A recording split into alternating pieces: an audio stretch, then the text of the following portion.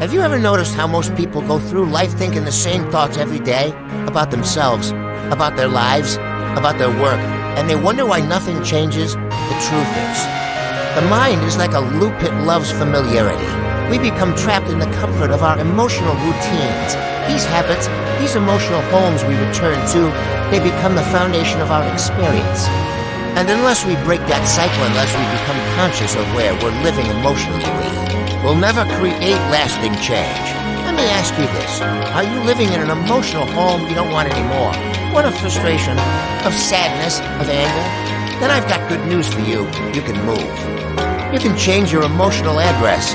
But first, you have to be willing to acknowledge where you're living now, because no matter how much success you've accumulated, how much money you've earned, or how many people admire you, none of that matters if the emotions you habitually return to are disempowering.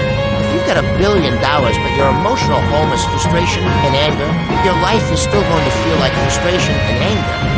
And here's the core truth you need to write down and carry with you. The quality of your life is. The quality of your habitual emotions. Think about that. Not your income, not your followers, not your job title, your emotional habits. Wherever you emotionally live, that's what your life becomes. And until you break that habit, until you shift that default emotional state, you're going to keep experiencing the same reality. Over and over again. Now, let's talk about why we stay stuck in these emotional homes. I want you to imagine a small town in the middle of America somewhere that gets hit by violent storms every few years. Hurricanes, tornadoes, people lose their homes. But what do?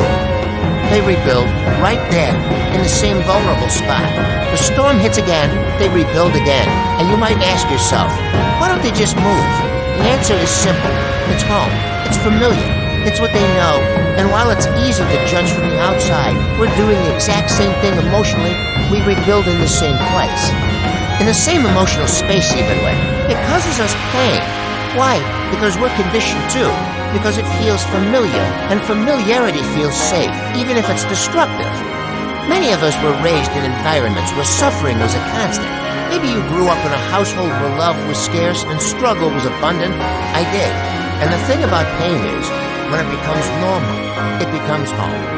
And even when you grow and succeed and start building the life you always dreamed of, if you don't deal with those emotional foundations, you'll keep finding ways to return to that suffering. That's why you see people who have everything: fame, fortune, admiration, and they're still unhappy, still anxious, still angry, still empty, because the outside changed, but the inside didn't. The emotional home remained the same. Let's get real for a moment. Some of you live in homes of anxiety. Some of you live in homes of stress or guilt.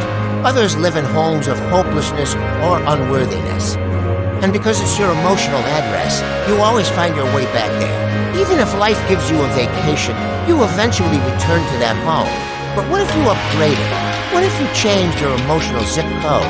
What if your emotional home became gratitude, joy, playfulness, peace, love? Can you imagine waking up every day and feeling appreciation for life, even when things go wrong?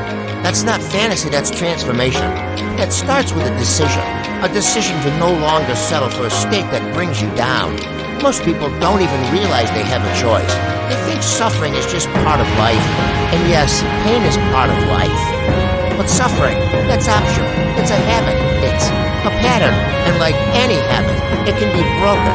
But only if you become aware of it. Only if you build the emotional muscle to shift your state, to choose a different emotion, to create a new home for your soul. You have to train yourself out of suffering, out of anger, out of hopelessness, and into empowerment, into love, into resilience, into truth, asterisk. And how do we do that? You start by interrupting the pattern when you find yourself drifting back into that old home, whether it's sadness or resentment or fear. You have to intervene. You move your body, you change your focus, you speak a different story, because emotion is motion. If you want to change how you feel, you've got to move differently, breathe differently, speak differently. You've got to disrupt the old identity and replace it with a stronger one that's rooted in your truth, not your history. And that's the real work, not just motivation, not just inspiration, but transformation. Let me tell you something powerful. You are not your past. You are not your pain. You are not your circumstances. You are what you decide to become. And every moment is a chance to decide again. You could build a new emotional home today. You can begin right now. But you have to get serious. You have to. Get hungry. You have to declare that enough is enough, that you're no longer going to live in a place of suffering, that you're not going to keep rebuilding in the middle of a storm, that you're going to relocate your identity to a place of strength, peace, and possibility. You know what I want for you? I want you to wake up excited for life. Not because everything is perfect, but because you've trained yourself to see life differently. I want you to feel empowered when challenges come, because you know you've got the tools to handle them. I want you to feel proud of the emotional home you've built, because it's a reflection of the work you've done, the healing you've embraced, and the strength you've earned. You can do this. Not tomorrow, not next week, today, right? Now, so let's make a decision together. Let's draw that line in the sand. Let's build a home that's worthy of who we are becoming. Not a home based on fear, doubt, or history, but a home built on faith, love, joy, and gratitude.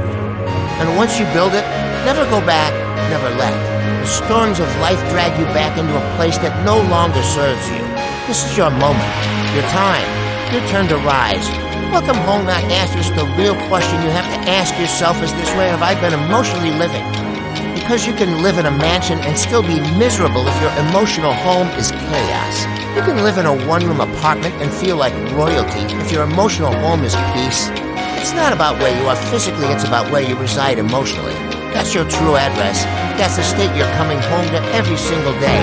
And most of us never even realize we built that home brick by brick through repetition, through pain, through our past experiences.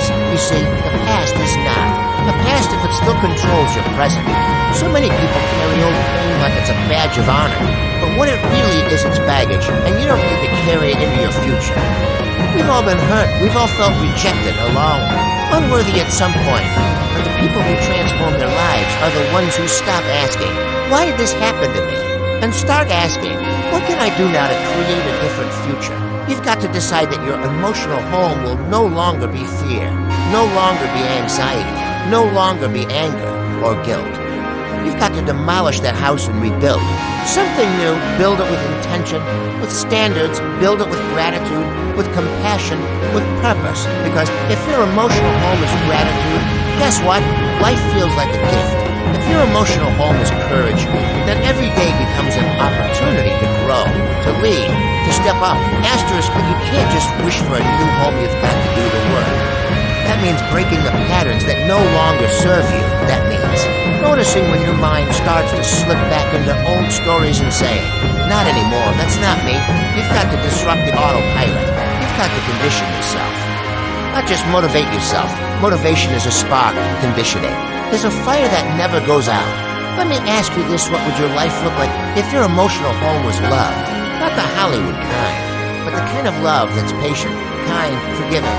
What if your emotional home was peace? Imagine waking up and your first thought isn't dread or fear, or stress, but calm, centered, grounded. What if your emotional home was joy? What would change? The way you walk, the way you talk, the way you treat others, the way you treat yourself. People don't realize they are fighting battles inside their minds every single day and wondering why they're tired. You're not tired because of your work. You're tired because your mind keeps replaying a war you should have walked away from years ago. And this is where identity comes in. Because if you want to change your life, you must change your identity, not who you are at your core, but who you've been conditioned to believe you are. Identity is the thermostat of life. You can raise the heat with effort, with hustle, but if the thermostat says 70, you're going back to 70. If you think you're unworthy, you'll sabotage love. If you think you're unlucky, you'll miss opportunities. If you believe you're average, no amount of work will make you feel extraordinary. But once you shift your identity, you shift the baseline. Now you're not forcing to change your living at asterisk. You don't need a new place, a new job, or a new relationship to be happy. You need a new perspective. You need a new emotional home. Because when the inside changes, the outside starts to follow. Life doesn't get better by chancing. It's better by change. You build a new emotional home one day, one thought, one choice,